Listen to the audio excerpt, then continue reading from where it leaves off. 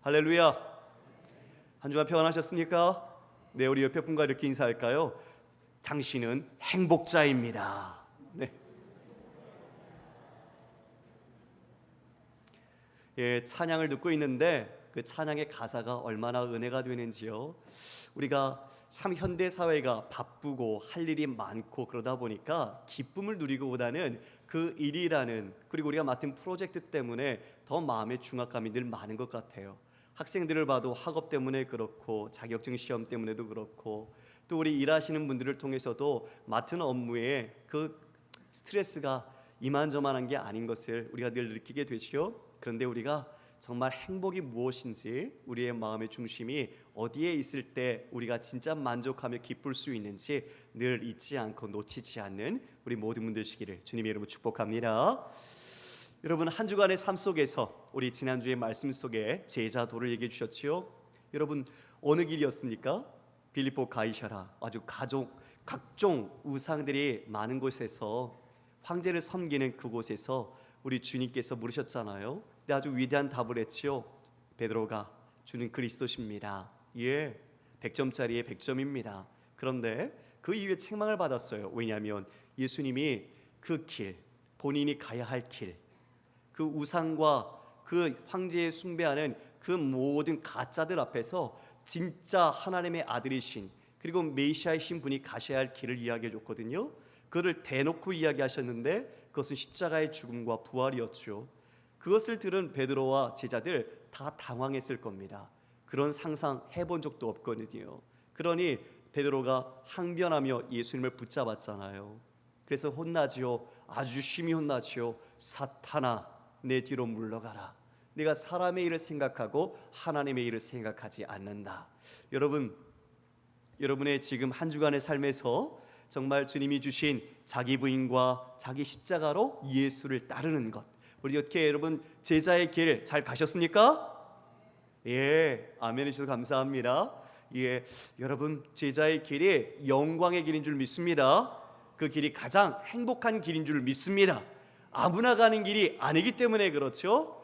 오늘 우리가 다시 한번 말씀 속에서 놀라운 역사를 경험하게 될 텐데요. 그 말씀이 여러분의 마음속에, 그리고 여러분의 인생 속에 잊혀지지 않는 하나님의 울림이 되기를 간절히 원합니다. 우리 말씀 속으로 한번 들어가 보도록 하겠습니다. 2절에 이렇게 시작을 하고 있네요. 엿새 후에 예수께서 베드로와 야고보와 요한을 데리시고 따로 높은 산으로 올라가셨더니 그들 앞에서 변형되사. 지금 엿새 후라는 시간을 이야기해 주고 있거든요. 이 엿새 전에는 무슨 일이 있었을까요? 예, 베드로의 고백이 있었고 예수님께서 가야 할 십자가의 순환과 죽음, 그 부활을 말씀해 주신 날이에요. 즉 그날로부터 엿새가 지난 거죠. 왜 이렇게 이야기했을까요? 오늘 본문의 내용이 그것과 연관이 있다는 걸 우리에게 이야기해 주는 겁니다. 예, 우리가 그래서 그 마음을 가지고 보셔야 돼요. 자, 베드로, 야고보, 요한을 데리고 높은 산에 올라가십니다. 3명의 제자만 데리고 가시네요. 12제자가 있는데, 여러분 만약 이제 가정이에요. 가정 가정입니다. 예수님이 계시는데 우리 이렇게 사람 많잖아요. 몇몇만 찝어서 야 나랑 따로 가자 이렇게 하셨을 때 여러분 어떤 마음이 좀 들 것 같으세요? 부러울 것 같아요. 그죠? 부러운 마음, 섭섭한 마음, 뭐 그런 마음이 들까요? 그런 마음들이 교차할까요? 아니 나도 가고 싶은데 그런 마음이 들기도 할 것 같아요. 만약 못 가면, 그죠? 근데 지금 여러분 이 3명, 특히 베드로는 수제자고 이 야고보와 요한 세베대의 아들이죠. 이 3명을 특별히 예수님이 치유하는 자리, 어떤 특별한 경험 있는 자리를 데리고 가신 경우가 많아요. 물론 어떤 것을 가르치시기 위한 주님의 마음이 있겠죠. 사랑과 배려가 있겠죠. 그런데요, 우리가 이들의 한번 한 사람 한 사람씩 면모가 어떤지 좀 볼까요? 여러분, 베드로 어떤 사람입니까? 성격이 겁나게 급한 사람이에요. 그죠 여러분? 성격이 엄청 급해서 말을 먼저 뱉는데 말을 따라 행동을 하지 못하는 경우도 있고요. 즉 예수님을 부인하지 않겠다고 했지만 부인하지요. 그리고 예수님을 잡으러 왔을 때도 그 말고라는 종의 귀를 칼로 먼저 내리친 사람이 베드로입니다. 그리고 앞선 본문에서 분명히 예수님 그와 같이 그리스도라는 고백을 했음에도 예수님이 자기가 원하는 길이 아닌 다른 길을 말씀할 때 예수님을 붙들어 항변할 정도로 그런 마음을 갖고 있는 자기 중심적이고 급한 성격을 가지고 있는 사람이 베드로예요. 그리고 여러분, 야고보와 이 요한은 어떨까요? 별명이 뭐죠? 보아너게, 우레의 아들이라는 별명을 갖고 있어요. 왜 우레예요? 아주 급하고 다혈질이거든요. 과격해요. 성격이 급했어요.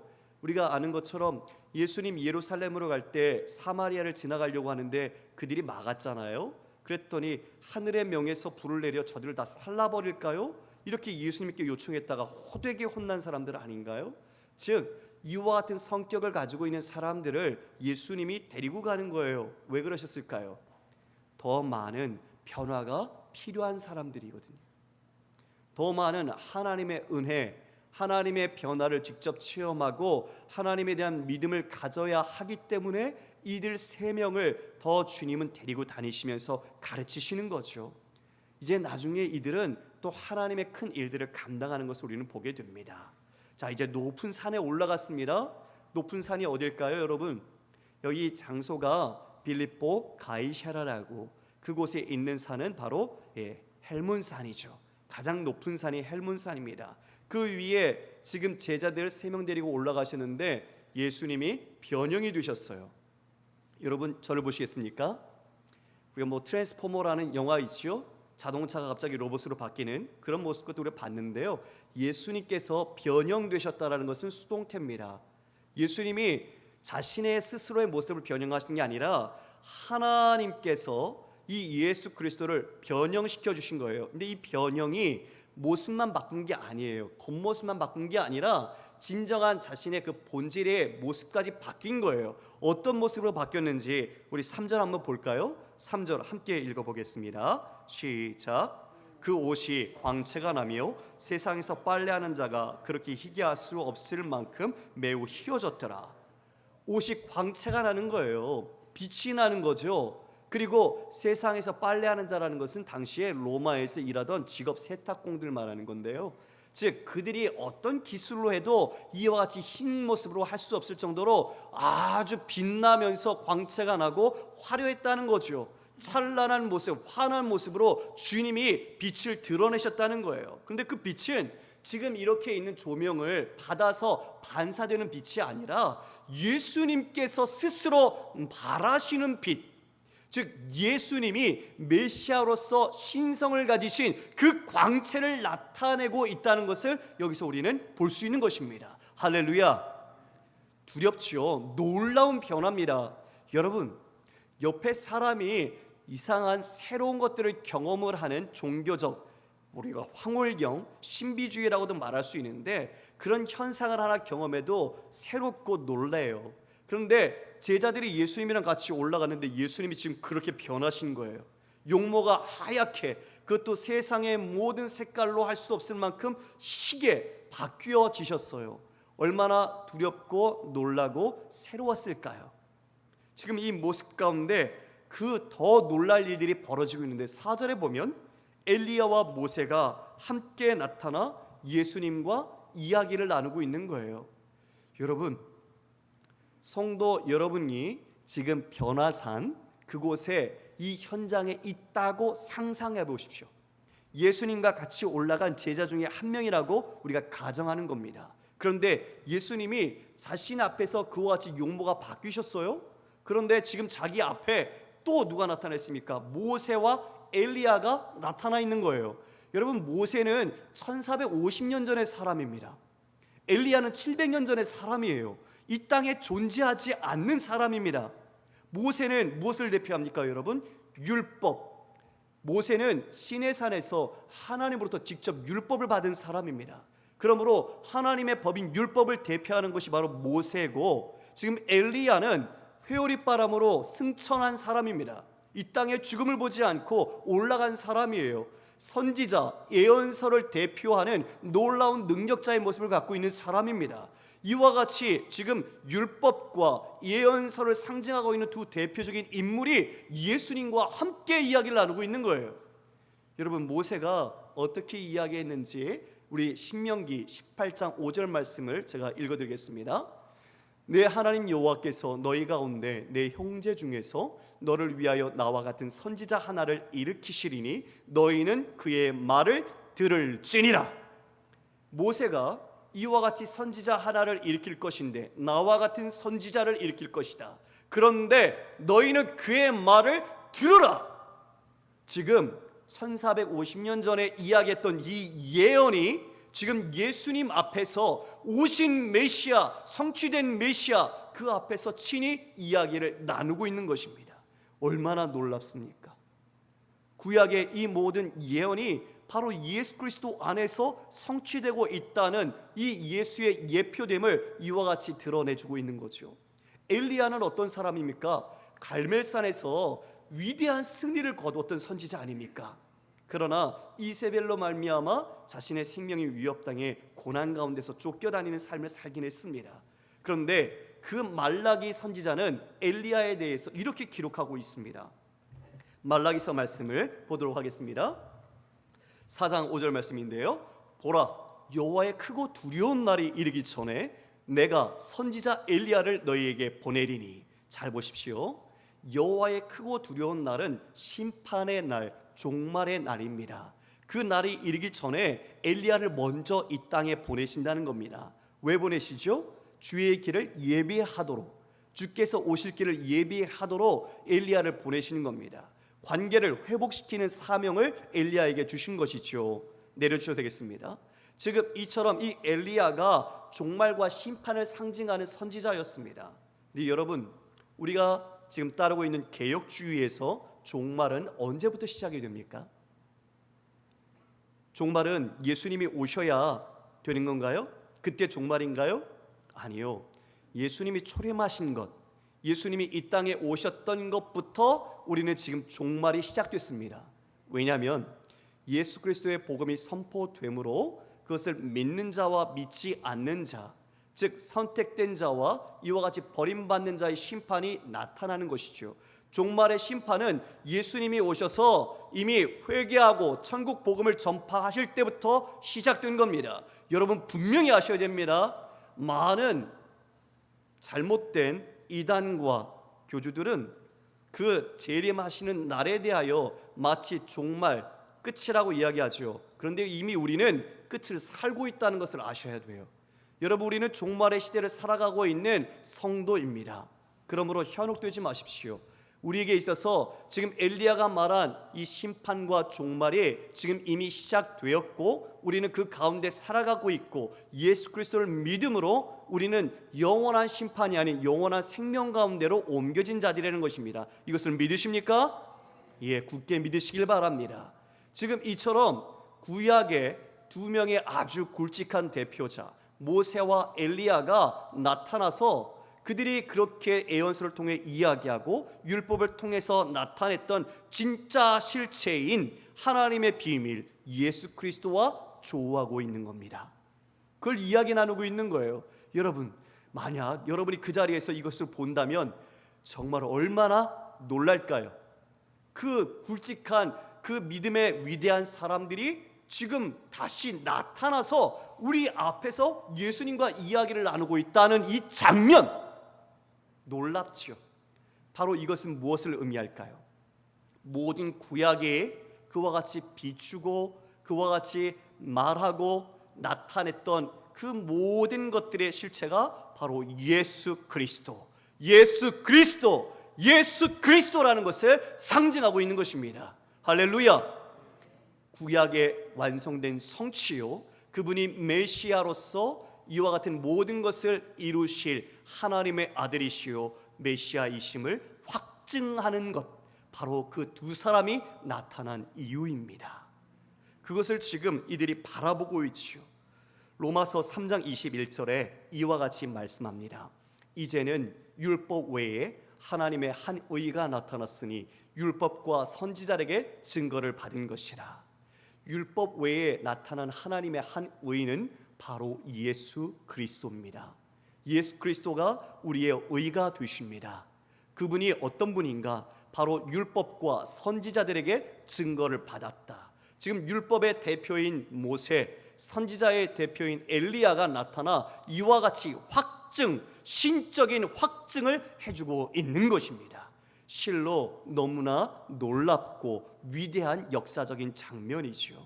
이것을 제자들이 지금 보고 있습니다. 그래서 제자들 이후에 어떻게 됩니까? 우리 5절 말씀을 보면 베드로가 이렇게 말합니다.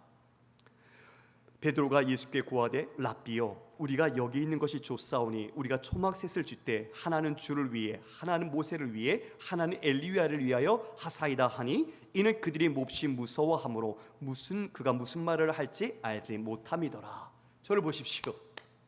여기가 너무 좋은 거예요. 베드로도 와 어떻게 이런 일이, 상상도 못할 놀라운 장면이 자신의 눈앞에 펼쳐지는 거죠.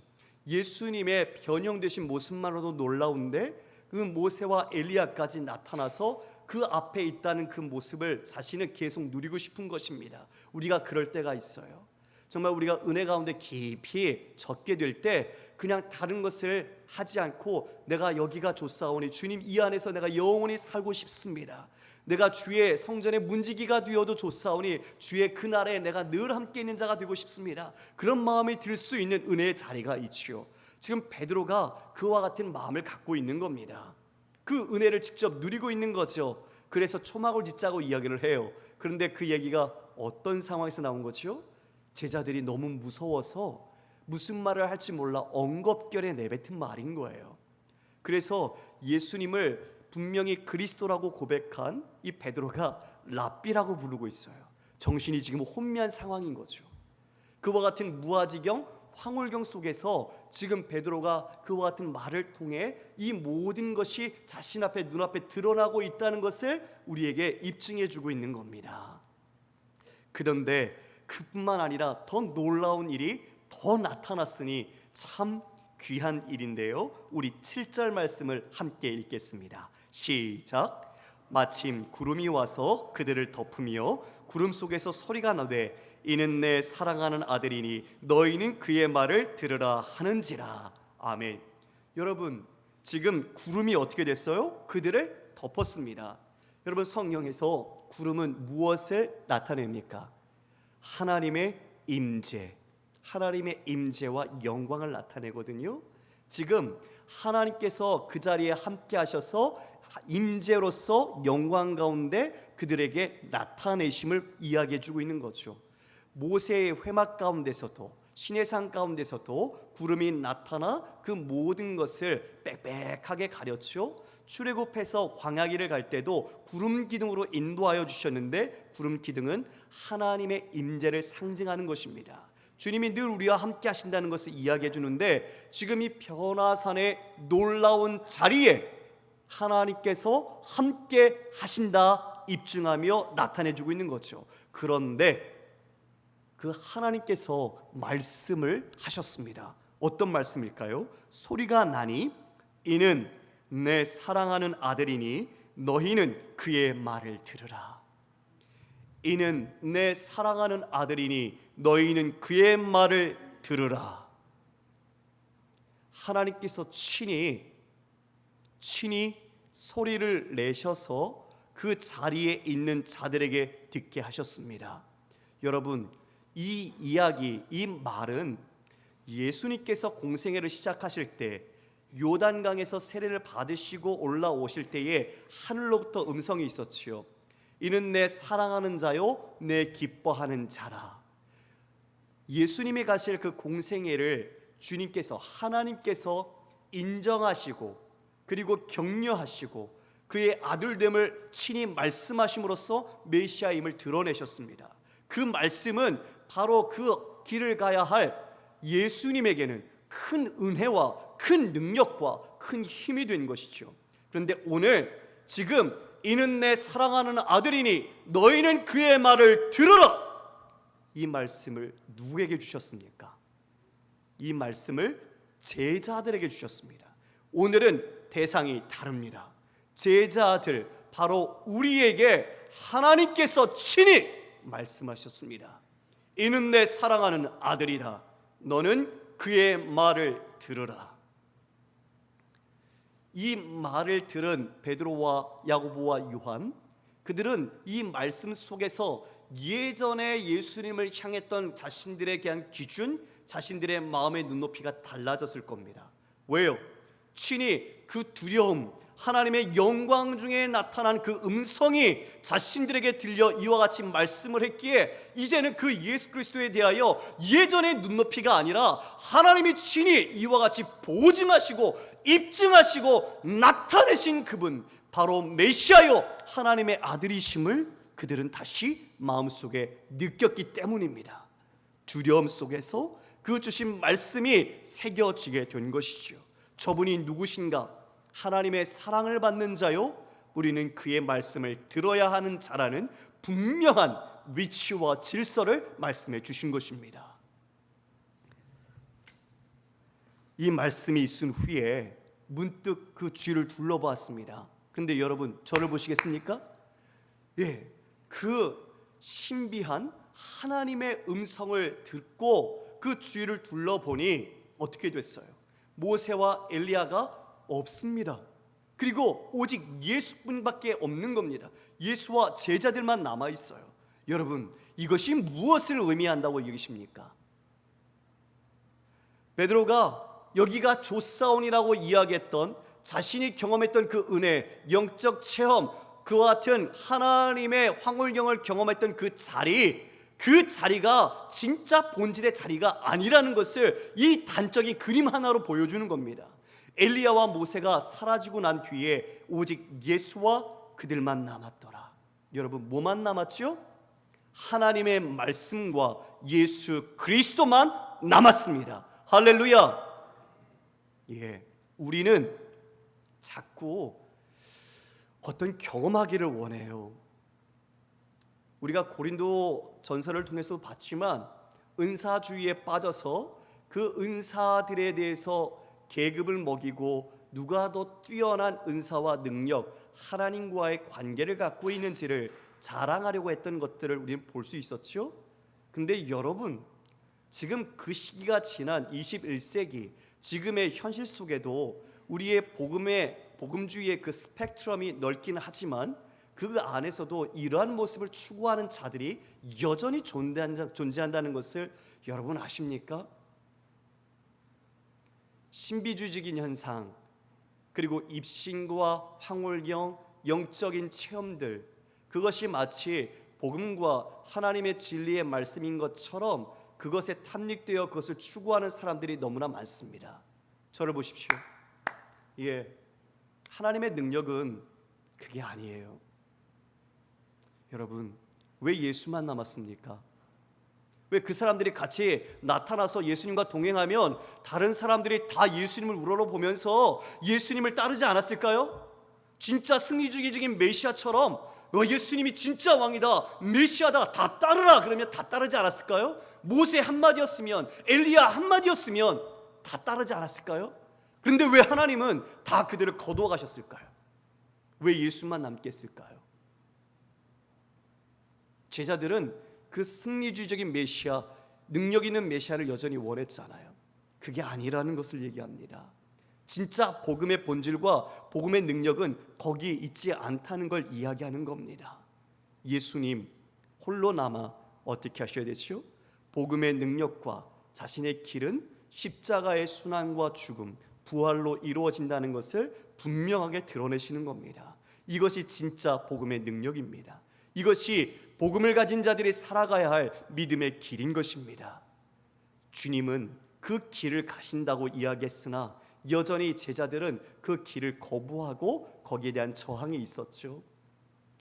지금 예수님은 홀로 남아 이제 그 예루살렘을 향하여 그 길을 가십니다. 그것을 통해 복음을 이루시고 구원의 완성을 성취하십니다. 여러분, 지금도 얼마나 많은 사람들이 이 황홀경에 빠지기 위해서 이것들이 자신의 은혜를 입는 것으로 착각하면서 이것을 추구하는 줄 아십니까?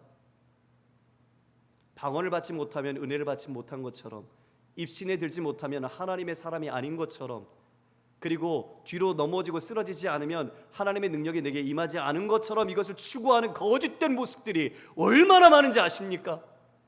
거기에 복음의 본질이 없습니다. 복음의 본질은 예수 그리스도를 따라 믿음으로 그 말씀으로 살아가는 것입니다. 그것을 오늘 하나님의 말씀과 예수 그리스도만이 남은 모습으로 우리에게 교훈하여 주고 계신 것입니다.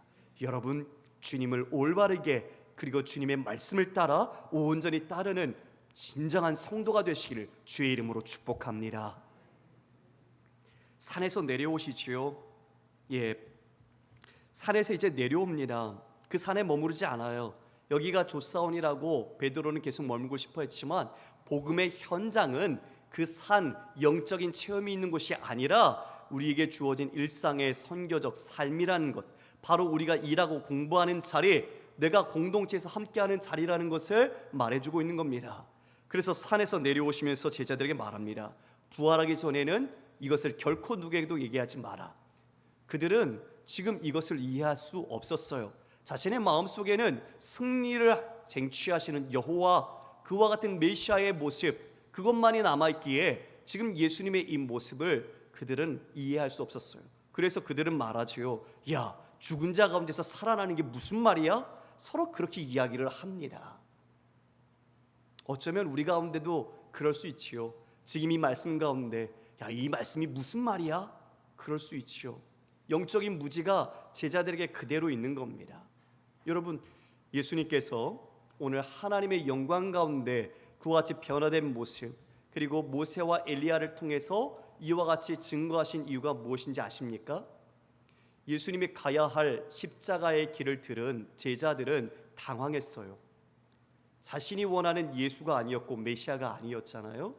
그런데 이러한 신적인 영광을, 이러한 예수님의 신성과 하나님의 아들이라는 이 하나님의 직접 보증하시는 이 영광을 경험함으로 말미암아 그가 말씀하신 그 모든 것이 참이며 가야 할 길임을 확증해 주신 것입니다.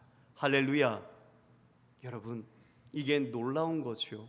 하나님께서 그 아들 예수가 가야 할 길, 그 길을 제자들에게 직접 말씀해 주시고 인정해 주신 거예요. 너희는 그의 말을 들으라. 얼마 전에 제자의 길을 얘기해 주셨습니다. 자기를 부인하고 자기 십자가를 지고 예수를 따르라. 하나님은 지금 너희는 그의 말을 들으라. 우리가 가야 할 길이 어디에 있는지, 그 놀라운 영광 속에서, 하나님의 임재의 영광 속에서 우리에게 말씀해 주고 있는 것이죠. 어느 길로 가시겠습니까? 여러분, 누구의 말을 들으시겠습니까? 여러분의 상사, 여러분의 위에 있는 직속 상사와 여러분의 CEO의 말이 하나님의 말보다 더 영향력이 있으십니까? 아니면 여러분에게 학위를 주어야 될 지도 교수님과 여러분에게 직접적인 영향력을 미치고 있는 다른 선배들이 하나님의 말보다 더 영향력이 있으십니까?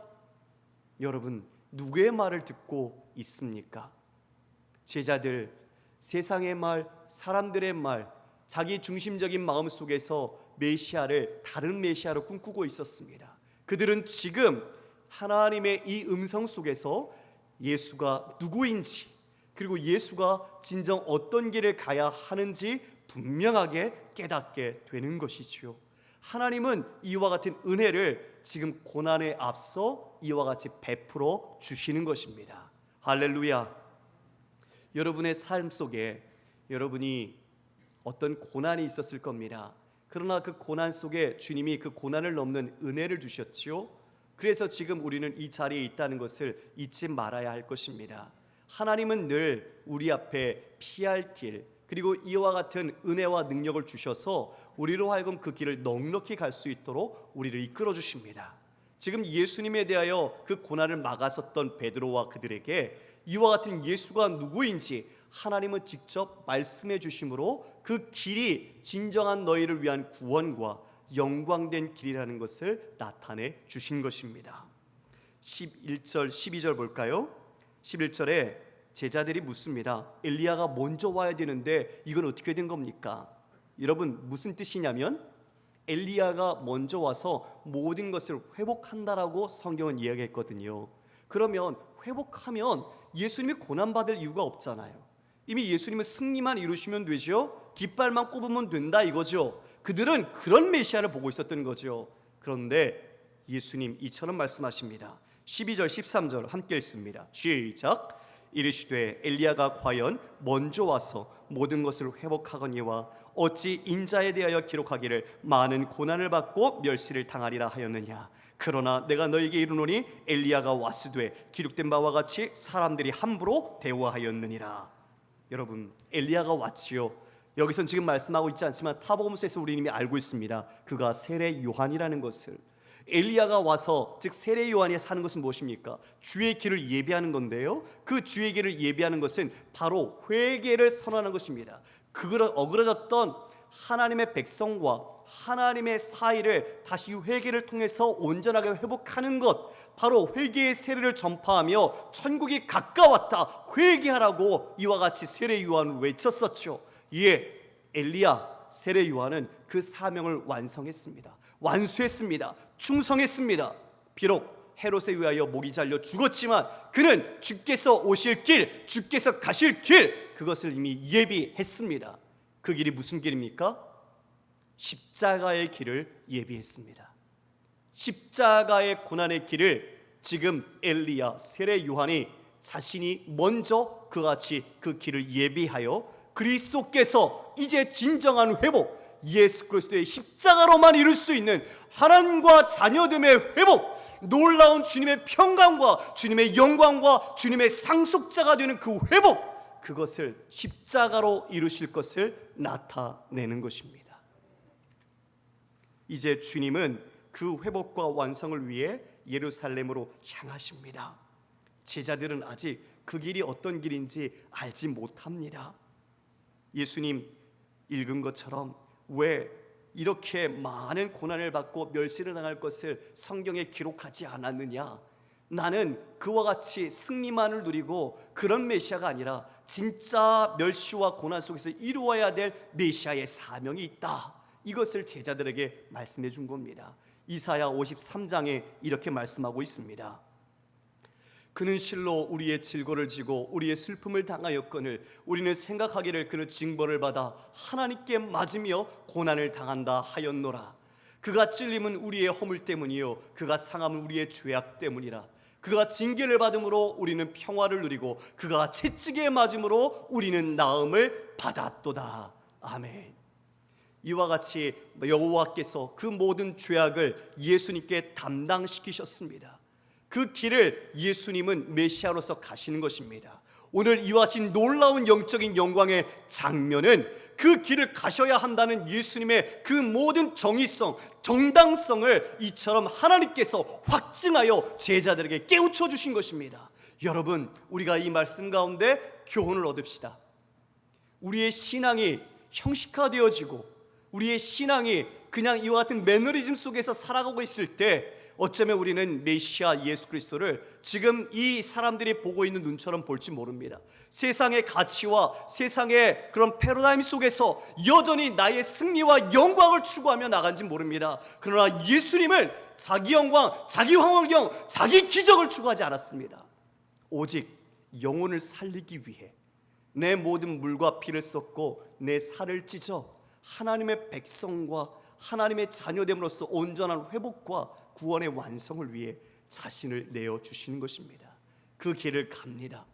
여전히 세상 속에서 어쩌면 승리의 예수, 영광의 예수만 얘기할지 모릅니다. 여러분 아십니까? 예수 십자가에 달린 그 모습을 근육질의 모습으로 한때는 표기했다는 것. 뼈만 있는 앙상한 예수가 아니라 근육질의 아주 아놀드 슈왈츠제네거처럼 근육질의 사람으로 예수의 형상을 만들어서 그들을 경배했다는 것을 아십니까? 인간의 욕망과 욕심은 그와 같이 예수에 대하여 이런 투영을 여지없이 나타내고 있습니다. 우리도 어쩌면 그러지 않을까요? 오늘 분명한 하나님의 말씀을 우리는 새겨야 할 것입니다. 이는 내 사랑하는 아들이니 너희는 그의 말을 들으라. 모세도 나와 같은 선지자를 일으킬 것이니 너희는 그의 말을 들으라. 그분의 말씀을 들을 때에 우리는 생명과 우리 안에 진정한 기쁨을 누리게 되는 것입니다. 여러분, 다른 소리를 듣지 마십시오. 다른 메아리를 듣지 마십시오. 여러분 안에 오늘 하나님께서 친히 나타나셔서 제자들에게 주셨던 말씀, 여러분 마음속에 깊이 울림으로 새기십시오. 베드로가 이 말씀을 잊지 않았습니다. 자기 평생에. 그래서 자신의 서신서에 이 말씀, 이 내용을 기록하고 있어요. 베드로후서 우리 들어가 볼까요? 1장 16절 제가 읽습니다.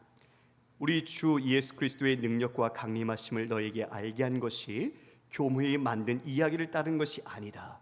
다른 사람들이 이렇게 비난하지요. 신화 아니냐? 야, 꾸며낸 얘기지.